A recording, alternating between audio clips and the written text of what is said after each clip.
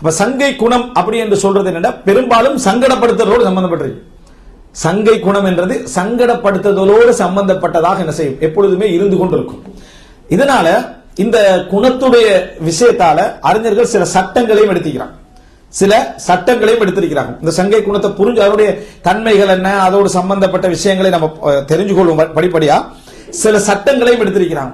என்ன என்றால் மா உஹித பிசைஃபில் ஹயா ஃபஹுவ ஹராம், வெட்கத்தின் வாளால் எதெல்லாம் எடுக்கப்படுகிறதோ அவைகள் எல்லாம் ஹராம். இங்க வெட்கம் என்று சொல்லப்படுறது ஒரு சங்கை குணத்துடைய விளைவாக வரக்கூடியது.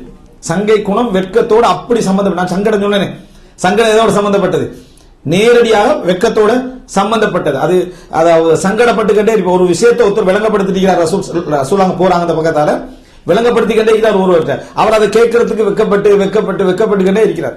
இவர் விளங்கப்படுத்துறார், அவருக்கு அதை டைரக்ட்லி என்ன கேட்டுக்கொள்ள முடியல. அப்போ ரசூல்